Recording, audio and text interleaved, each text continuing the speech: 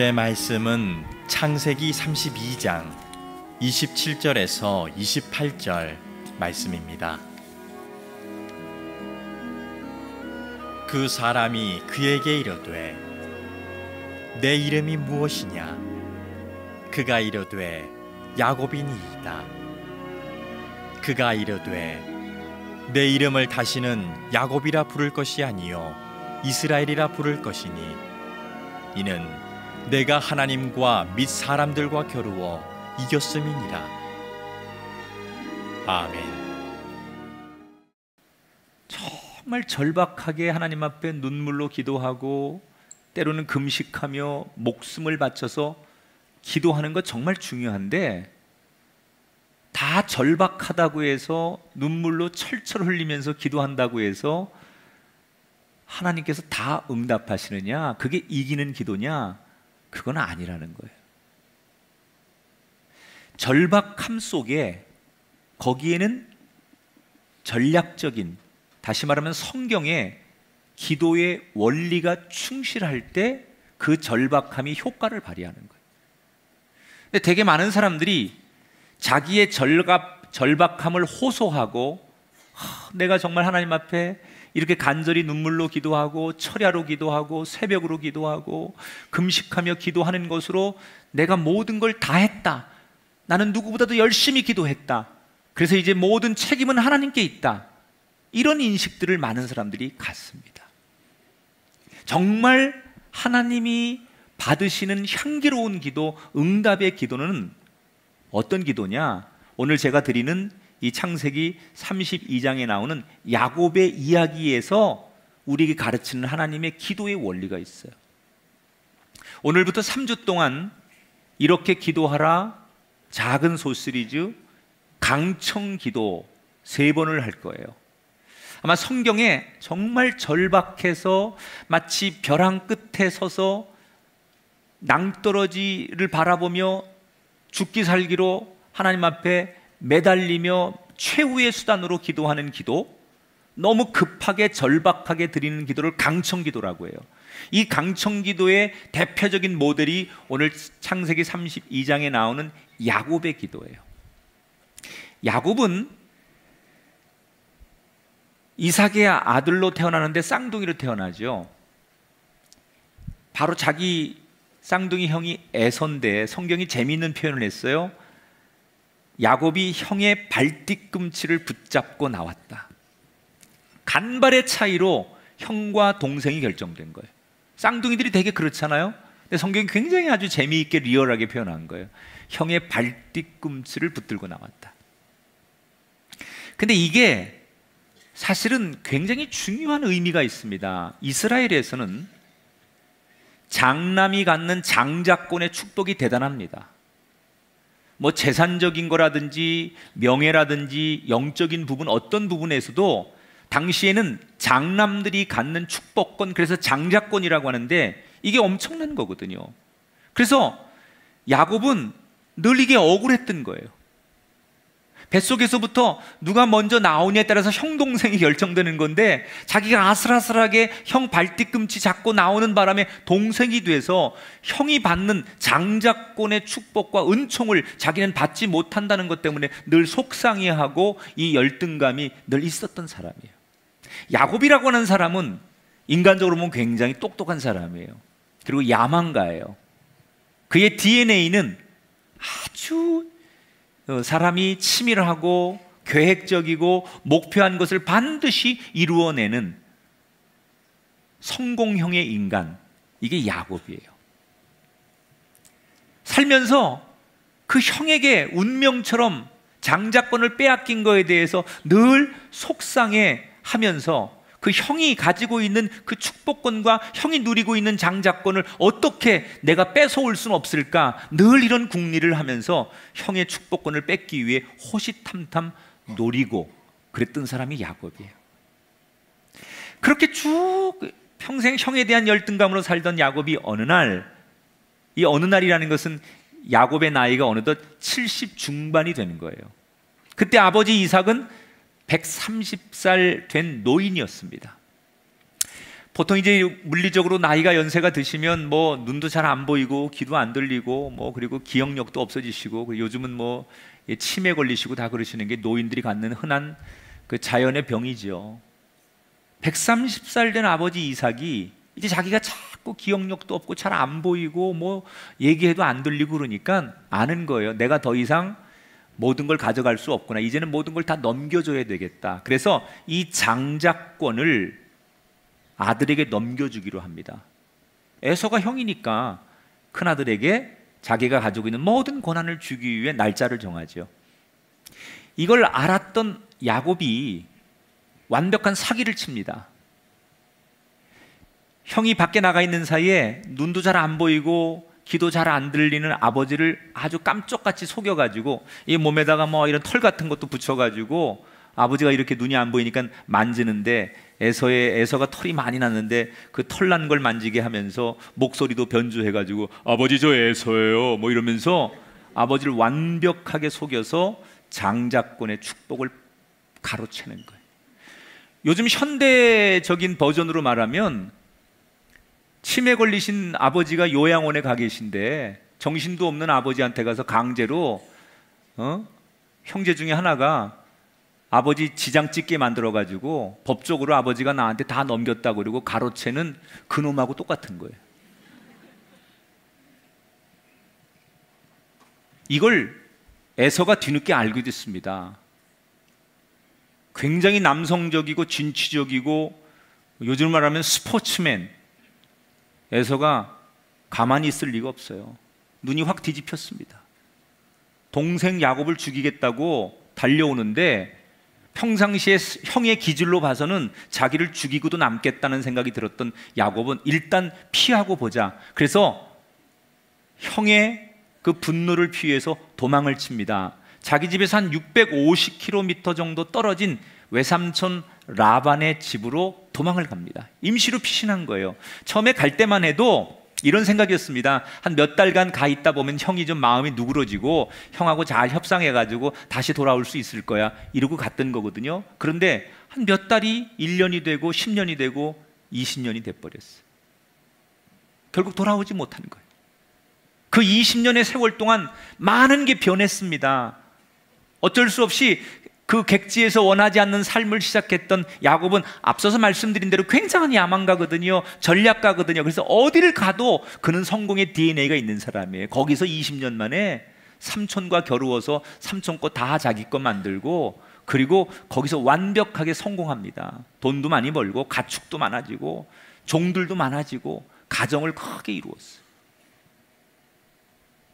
남부러울 게 없는 20년 만에 그 동네에서도 지역에서도 다 알아주는 성공한 사람이 됐습니다.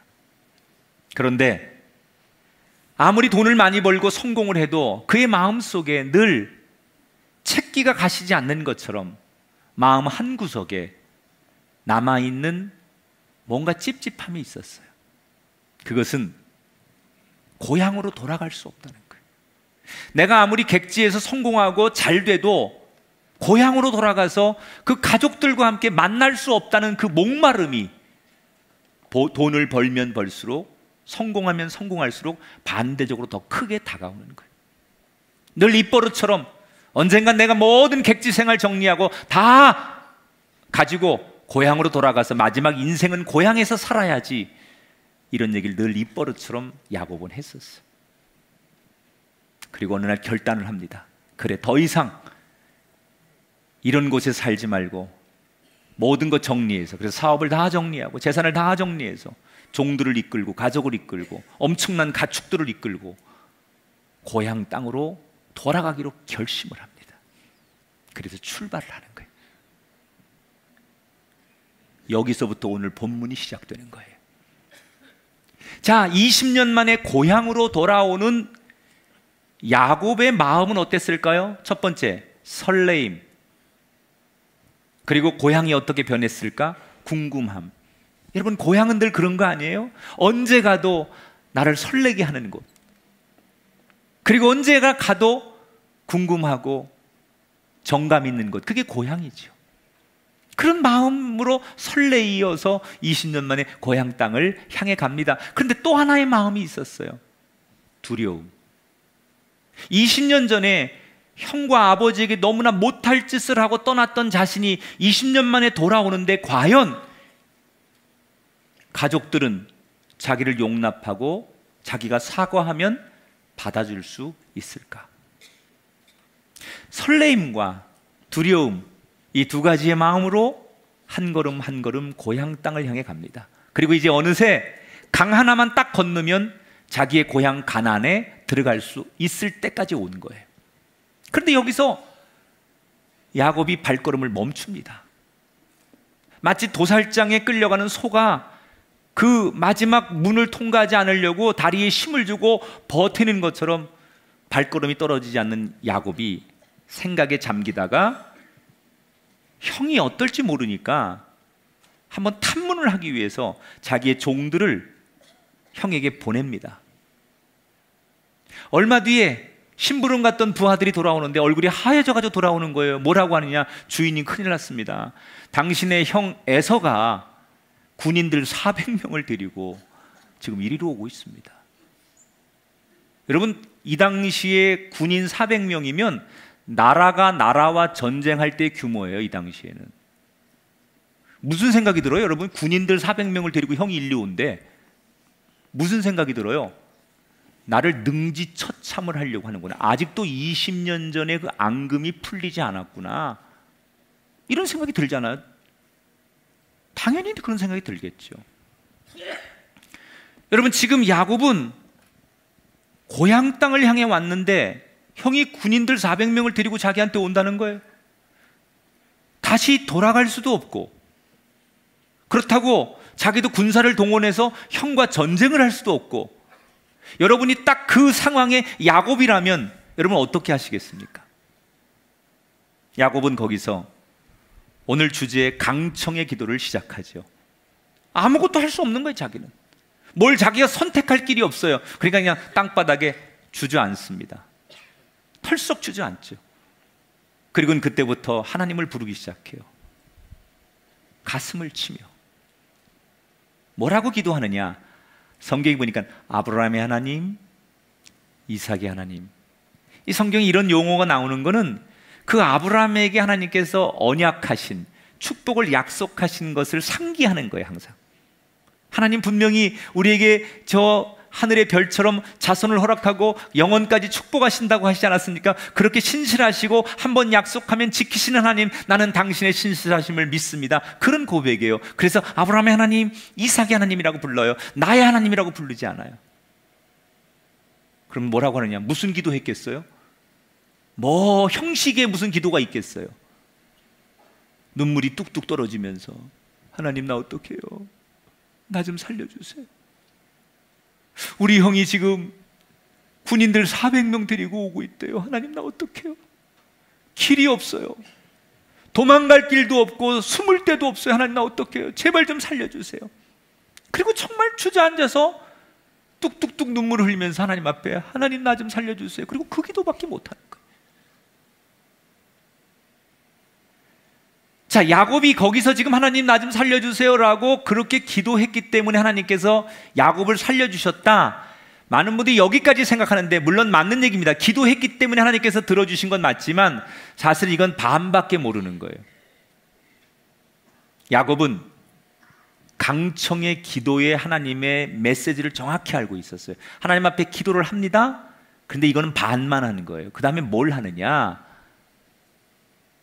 자기가 할 수 있는 최선의 노력을 기도와 함께 병행합니다. 이게 강청 기도, 절박할수록, 급할수록, 하나님 앞에 강력하게 기도할수록 여러분들이 꼭 붙들어야 될 강청 기도의 첫 번째 메시지예요. 최선을 다하는 삶이 동반되어야 된다는 거예요. 야곱이 이제 내가 눈물을 흘려가면서 가슴을 치고 땅을 치고 통곡하고 하나님 앞에 전심을 다해서 목숨 바쳐 기도했으니까 하나님이 다 알아서 하실 거야. 그리고 이제 결과는 하나님 손에 맡겼으니까 그때까지 기다리자. 그리고 넋놓고 앉아있지 않았다는 거예요. 처절하게 하나님을 부르고 기도한 다음에 그가 절박한 기도를 드린 다음에 그는 일어나서 자기가 할 수 있는 액션을 취하기 시작해요. 이게 전략이에요. 두 가지를 합니다. 우선 7절, 8절 볼까요? 같이 읽어봅니다. 시작. 야곱이 동행자와 양과 소와 낙타를 두 떼로 나누고 이르되 에서가 와서 한 떼를 치면 남은 한 떼는 피하리라 하고. 자, 아까 야곱이 굉장히 전략적인 사람이라고 그랬잖아요. 형이 군사 400명을 데리고 기습 공격하면 다 죽는 거야. 그러니까 이거를 사람하고 가축을 두 그룹으로 쫙 나눠놔요. 떨어뜨려놔요. 그러면 적들이 공격해도 한쪽만 공격할 때 최소한 한쪽은 살 수 있거나 피할 수 있으니까 전쟁 전략적인 그런 것을 딱 만들어 놓는 거예요. 진영상으로. 그래서 완전히 나누어놔요. 그걸로 끝나지 않아요. 두 번째 전략을 짭니다. 두 번째 전략은 13절부터 16절에 나오는데 같이 읽어보겠습니다. 야곱이 그 소유 중에서 형 에서를 위하여 예물을 택하니 그것을 각각 떼로 나누어 종들의 손에 맡겼다. 염소 200마리, 양 200마리를 엄청난 양을 형님한테 선물을 드리려고 준비를 합니다. 여러분, 지금 이 당시에 염소 200마리, 양 200마리는요 요즘 말 말하면 재벌들이나 할 수 있는 양의 선물이에요. 국가가 전쟁할 때 400명 정도면 국가가 전쟁하는 규모라고 했으니까 가축을 400마리 드린다는 건 이건 정말 엄청난 양이라고 생각하시면 돼요. 그런데 이걸 형님한테 선물로 갖다 바치는 거예요. 근데 중요한 건 여기 이런 말이 있어요. 이것을 한 번에 400마리를 다 갖다 바치지 않고 이것을 나누어서 때를 지어서 처음에 10마리, 그 다음에 20마리, 뭐 또 50마리 이렇게 나누어서 400마리를 형님한테 보내는 거예요. 야곱은 왜 그랬을까? 이것도 전략이에요. 무슨 생각을 했냐? 한 세 가지 정도 생각해 볼 수 있는데, 첫째는 선물을 한꺼번에 그냥 400마리 쫙 주고서 형 이걸로 퉁칩시다 뭐 이런 정도가 아니라, 선물이라는 것은요 한 번에 많이 주는 것보다 조금씩 계속 주는 게 선물의 강도예요. 이런 거 여자들이 이런 거 잘할 거야. 남자가 장미 한 번에 100송이 갖다 주고 자 장미 100송이 이렇게 바치는 것보다 매일 한 송이씩 100일을 주는 게 진짜 장미야. 여자들은 그렇죠. 고봐. 남자들이 뭘 모른다니까. 장미 100송이를 주려면 한 번에 100송이를 주는 게 아니라 매일 100일 동안을 줘야 그게 장미. 그러면 반드시 여자가 감동하는 거예요. 뭘 그 나이에 또 해보려고 그래요 또. 그러니까 선물을 이렇게 조금 보내면서 그 마음의 분노의 게이지가 조금씩 내려가기를 기대하는 거지. 이것도 전략이에요. 또 두 번째는 이런 걸 생각해 볼 수 있어요. 아마도 형이 막 여기를 지금 진군해 오는데 계속 가서 우리 쪽에서는 선물을 또 하나 주고 그 다음에 또 다음 쪽에 가서 주고 그러면 선물을 주고받는 시간에 이 군인들이 진격해 오는 시간을 늦출 수 있는 거예요. 그래서 그런 시간을 벌어서 이쪽에서 뭔가 전열을 정비하고 다음 계획을 짤 수 있도록 시간을 늦추기 위한 전략. 또 이런 전략도 있었을 거예요. 형이 군인들이 우리를 죽이려고 만약에 한다면 숨어서 기습 공격을 할 텐데 어디에 군인들이 오는지 모르는데 가축들을 보내면 가축들의 울음소리나 가축들의 요란한 소리 때문에 그 적들의 동향을 쉽게 파악할 수 있는 거예요. 기가 막힌 거야. 야곱이 아주 정말 선물을 보낼 때 다 나름대로 계획과 전략을 최선을 다해서 짜가지고 쫙 보내주는 거예요. 여러분 보세요. 야곱이 절박하게 기도하잖아요. 하나님 나 좀 살려달라고 울면서 기도하잖아요. 그런데 기도했다고 이젠 하나님 앞에 모든 걸 떠맡기지 않는다는 거예요. 나 기도했으니까 살리든 죽이든 이제 하나님이 역사하시면 됩니다. 나는 기도했으니까 나는 책임 없습니다. 이게 아니라는 거예요. 절박하게 강하게 기도하고 나서 하나님 앞에 모든 걸 떠맡기지 않아요. 내가 할 수 있는 일을 계속해서 하는 거예요. 진인사 대천명. 할 수 있는 노력을 다 한 다음에 하나님의 도우심을 구하는 거예요.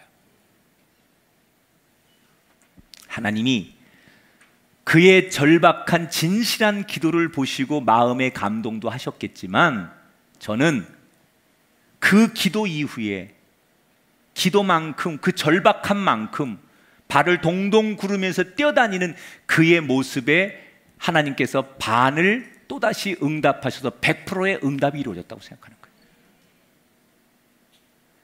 여러분, 우리 교우들 중에도 지금 예배하시는 분 가운데도 의외로 정말 여러분의 삶이, 여러분의 가정이 정말 벼랑 끝에 서서 한 발짝만 뒤로 가면 수천 길 낭떠러지 떨어질 것 같은 절박하고 너무나 간절하고 너무나 지금 위험하고 너무나 아주 힘든 상황에 놓여 있는 분이 있을 거예요. 그때 여러분 어떻게 하십니까? 의외로 많은 분들이 기도하면 하나님이 책임지신다, 이 말을 오해합니다. 기도만 하면 주님께서 다 책임지신다, 그리고 나는 기도한 다음에 넋을 놓는 분들이 있어요.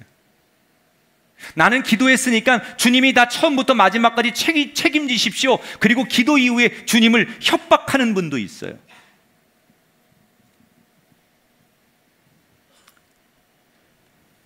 강한 기도일수록, 위급하고 다급한 기도일수록 그 기도의 바탕에 깔려있는 원리에 충실해야 돼요. 여러분, 정말로 강하고 정말로 다급하면 다급한 만큼의 기도만큼의 삶의 모습도 다급하게 하나님 앞에 보여져야 된다는 거예요. 어떤 학생이 이번 수능 시험을 잘 치르게 해달라고 기도하고, 그 학생을 위해서 엄마도 100일 기도하고 아버지도 나와서 기도하고 온 집안이 할아버지 할머니까지 그 아이를 위해서 수능 시험 잘 보게 해달라고 기도해요. 막 간절하게 기도해.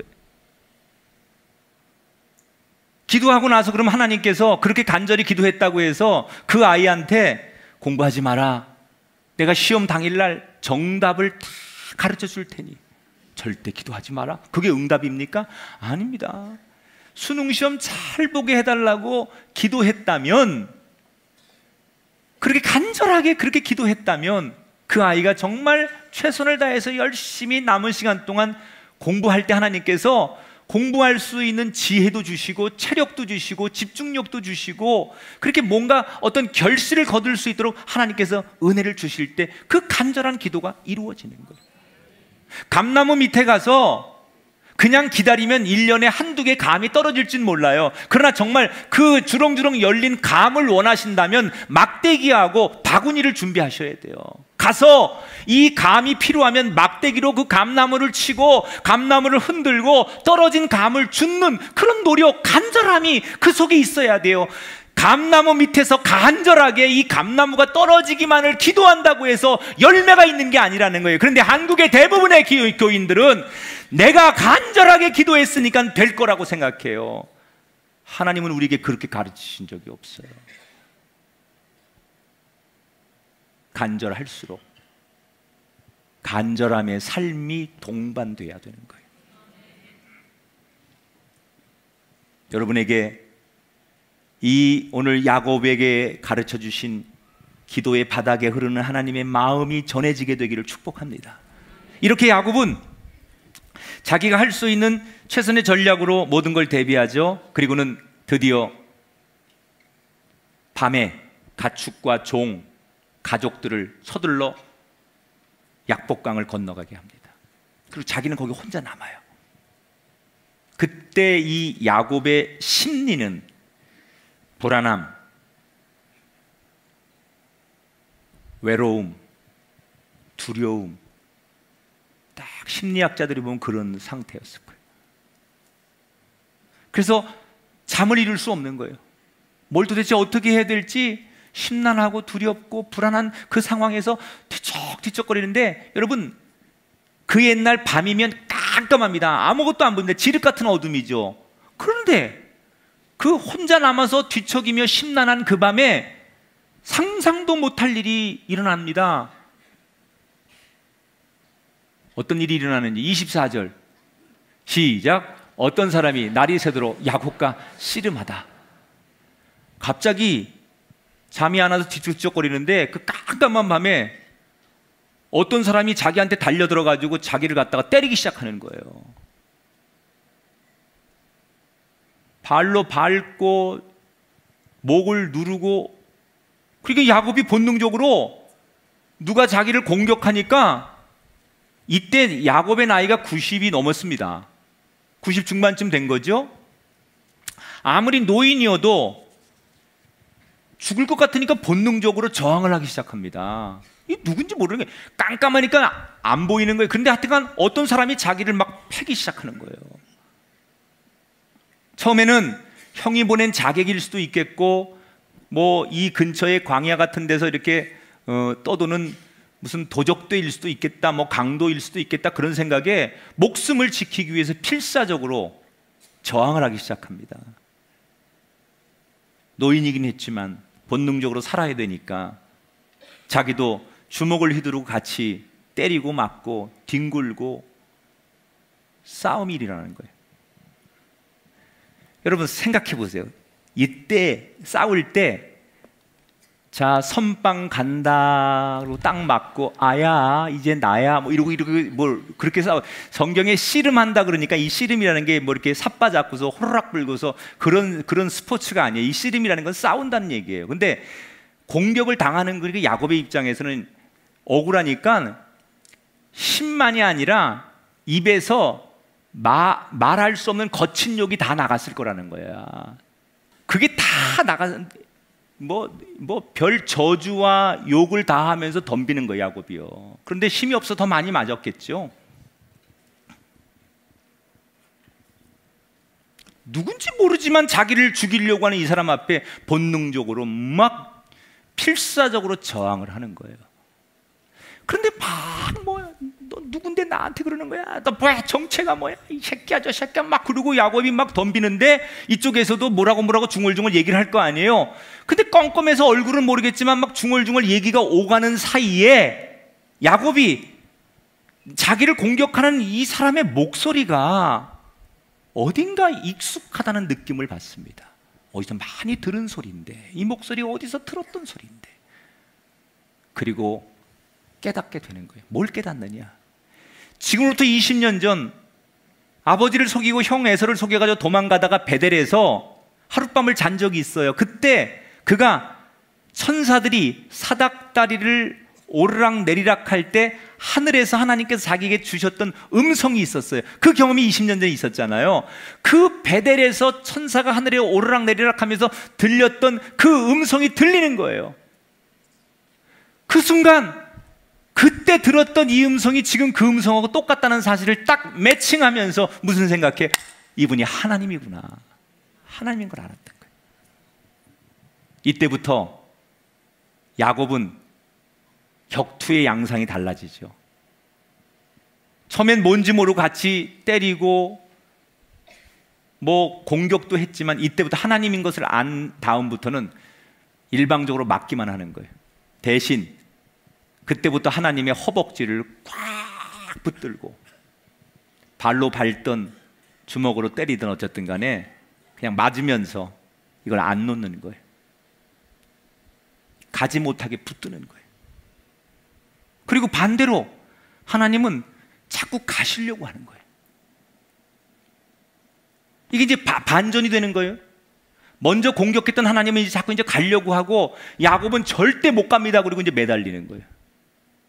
이때부터 야곱은 목숨을 건 기도를 하는 거예요. 자, 저 멀리서 해가 뜨기 시작합니다. 그러니까 하나님이 더 급해요. 야, 나 빨리 가야 되니까 놔. 이거 놔. 그리고 하나님이 막 급하게 놓으라고 하는데 야곱이 그러면 그럴수록 더 움켜잡고 막 어금니를 깨물면서 못 갑니다. 못 갑니다. 그러니까 하나님이 최후의 방법으로 야곱의 고관절을 쳐서 뼈를 부러뜨려 버립니다. 외마디 비명과 함께 잠시 나뒹굴어지며 뼈가 부러지니 얼마나 아프겠어요. 쓰러집니다. 근데 잠시 뒤에 쩔뚝거리며 다시 달려들어가지고 떠나려고 하는 하나님의 발목을 붙들고 필사적으로 또 매달립니다. 그때 야곱이 뭐라고 기도했겠어요? 다리는 부러졌고 눈물 콧물 범벅이 되고 흙에 뒹굴면서 온 몸이 사람 꼴이 아닌 가장 추악한 모습.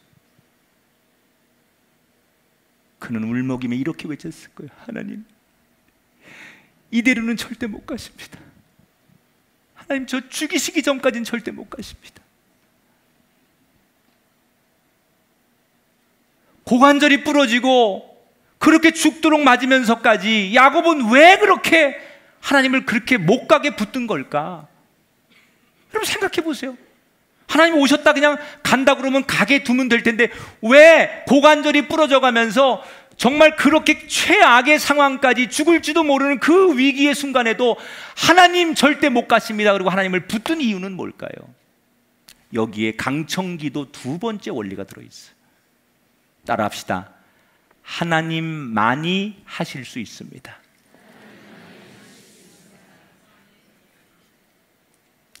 여러분, 지금 야곱이 만난 이 문제는 아버지가 개입한다고 무슨 돈 많은 사람이 개입하고 정치가가 개입하고 많은 사람들이 개입한다고 해결될 수 있는 문제가 아니라는 걸 비로소 야곱은 안 거예요.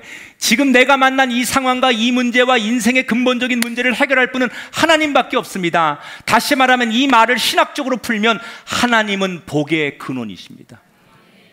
문제를 해결하실 분은 하나님밖에 없고 인간에게 내 삶에 복을 주시고 우리 가정에 복을 주실 분은 하나님밖에 없습니다.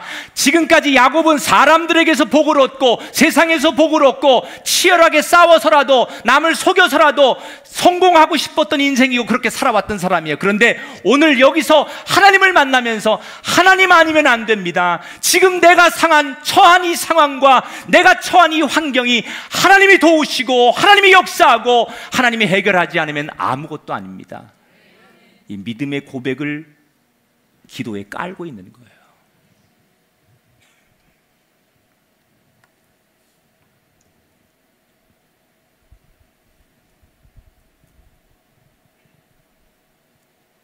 야곱은 하나님이 진짜 복을 주시는 분인 걸 믿었어요. 그래서 목숨을 건 간절한 기도를 하죠. 결국 하나님께서 이 강청의 기도에 응답하시는 거예요. 근데 여기서 아주 중요한 얘기를 하세요. 너의 이름이 뭐냐 이렇게 물어보세요. 응답하기 전에. 아니, 하나님이 야곱의 이름을 모르셔서 물어봤을까요? 근데 물어봐요. 마지막으로 너의 이름이 뭐냐 이렇게 물어봐요. 그러니까 야곱이 대답하죠. 저의 이름은 야곱입니다. 요 한 대목이 완전히 야곱의 인생을 바꿔놓는 대답이에요. 야곱이라는 뜻은 비열하다, 속이다 그런 뜻을 가지고 있어요. 좋게 말하면 똑똑하다, 전략적이다, 성공했다 뭐 이런 뜻일 수도 있어요. 그러니까 이름 그대로 풀면 이 야곱은 아주 비열하게 속인 자 그런 뜻이에요. 근데 이것을 남들이 그렇게 부르는 게 아니라 자기가 인정하게 하는 거예요. 하나님, 저는 비열한 놈이었습니다. 저는 제 야망을 위해서, 성공을 위해서 형을 속이고 아버지를 속이고 엄마를 이용하고 그리고 외삼촌과도 싸워서 이기고 내가 목표하고 내가 가지려고 하고 내가 얻으려고 한다면 수단과 방법을 가리지 않고 살아왔던 나는 비열하고 나는 저급하고 나는 동물적인 마음을 가졌던 볼품없는 그런 놈입니다 라는 것을 자기가 자기 입으로 말하게 하시려고 하나님께서 응답하시기 바로 직전에 야곱에게 뭘 원하셨느냐? 이 정말 간절한 기도 속에 얼마나 진실함과 솔직함이 묻어있느냐를 보시는 거예요. 여러분, 야곱이 지금까지 야곱이란 이름을 가지고 포장하고 산 거예요. 비열하고 속인다고 남들은 손가락질 할지 몰라도 자기는 그럴 때마다 하나님 앞에 가서 더 많이 헌금하고 더 많이 찬송하고 더 많이 하나님 앞에 예배하면서 나는 이스라엘의 후손이고 하나님의 백성이라고 하면서 남들이 볼 땐 그럴싸한 크리스찬으로, 그럴싸한 예배자로, 그럴싸한 유지로 성공한 사람으로 포장하고 살았지만 하나님은 그가 비열하고 아버지를 속이고 어머니를 속이고 형을 속여서 자기가 갖고 싶은 것을 다 가졌던 형편없는 인간이라는 것을 자기 스스로 고백하게 만드는 거예요. 그때 무너지는 거예요. 너의 이름이 뭐냐? 그때 숨이 컥 막히면서 하나님, 저는 야곱입니다. 전 정말 비열한 사람입니다. 저는 정말 형편없는 놈입니다. 이 고백을 듣길 원하셨던 거예요. 그냥 여러분이 소리 높여 기도한다고 그게 강청의 기도요, 열심히 기도한다고 그게 최선의 기도가 아니라, 하나님은 그 기도 속에 급하고 절박한 그 여러분의 심령 속에 얼마나 여러분의 진실함이, 솔직함이 묻어있나를 보기를 원하시는 거예요.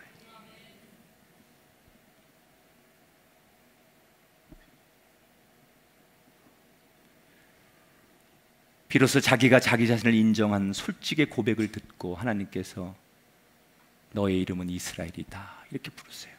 이스라엘은 네가 하나님과 겨루어 이겼다 그런 뜻인데, 네가 결국 나를 감동시켰구나, 내가 결국 너를 축복하게 만드는구나. 그래서 야곱의 이름이 이스라엘의 이름으로 불리는 거예요. 이 강청의 절박한 기도 속에 하나님이 그 하나 솔직함으로 하나님 앞에 엎드리는 그 기도에 이스라엘이라고 불러줘. 이거 이런 뜻입니다. 네가 나와의 이 영적인 싸움에서 이겼으니 네 형 문제 걱정하지 말아라. 여러분 이거 아십니까? 하늘이 열리면 땅이 열립니다. 하나님이 주관하면 자연도 순응합니다. 하나님이 역사하면 여러분의 인생의 문이 열리게 돼 있습니다. 하나님이 도우시면 여러분의 자녀들의 인생도 열립니다. 하나님이 이겼다고 하면 세상은 이긴 거예요. 여러분의 인생이 과거에는 성공하고 싶어서, 돈 벌고 싶어서, 이기고 싶어서 야곱처럼 살았던 인생이었다면, 오늘 여러분의 삶의 절박함 앞에서 이스라엘로 변하시기를 축복합니다. 태산 같았던 문제는 이 기도 앞에서 해결이 되는 거예요. 사랑하는 여러분, 하나님만이 복의 근원이신 것을 믿으십니까? 제 주변에 보면 기도하다가 기도를 중단하는 분들이 참 많아요. 간절하게 기도하다가 어느 순간 안 보여요. 그러면 기도를 중단하시는 거예요. 새벽기도 안 나오시고 공예배 안 드리고 주일도 안 나와요. 너무 힘드니까. 물어보면 너무 지치니까 기도 못 하겠다는 거예요.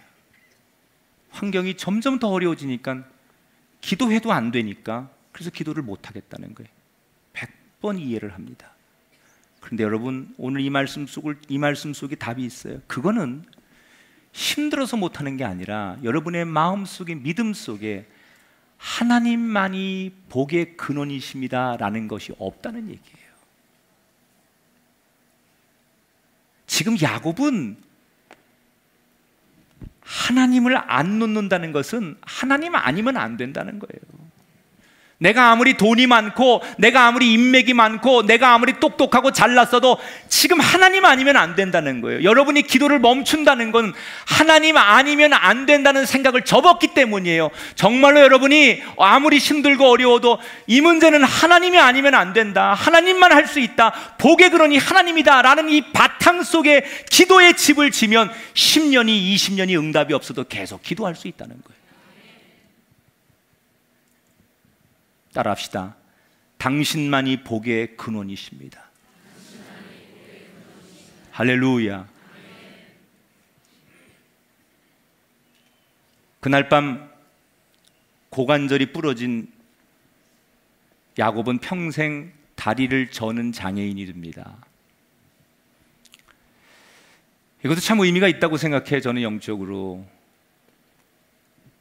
아마 그가 워낙 똑똑하고 야망가고 성공한 사람이기 때문에 두 다리가 건강할 때는 사방팔방 뛰어다니며 돈이 되는 곳, 인맥을 만드는 곳, 자기 이름을 떨치는 곳 무지 열심히 살았습니다. 이런 사람일수록 또 열심히 살아요. 인간적으로 굉장히 부지런해요. 그래서 다리가 건강할 때 그는 최선을 다했을 거예요. 인간적으로 열심히 막 투잡, 쓰리잡 하면서 그래서 성공한 거예요, 야곱은. 그런데 다리가 부러져가지고 이제 쩔뚝거리다 보니 옛날에 자기가 생각했던 만큼 뛰어다닐 수 없는 거예요. 이제는 다리 하나가 없다 보니 자기 생각대로 자기 야망대로 돌아갈 수 없는 거예요. 자기가 하고 싶은 대로 할 수 없는 거예요. 다리 하나가 없다는 건 뭘 의미하는 거냐? 이제 하나님이 의지하지 않건, 하나님 돕지 않건, 하나님께서 부축해 주지 않으시면, 하나님께서 내 손을 잡아주지 않으시면, 하나님이 남은 한 다리가 되어주지 않으면 나는 아무것도 아닙니다. 그래서 이제부터 평생 내 방식대로 살지 않고, 비록 몸은 쩔뚝거리지만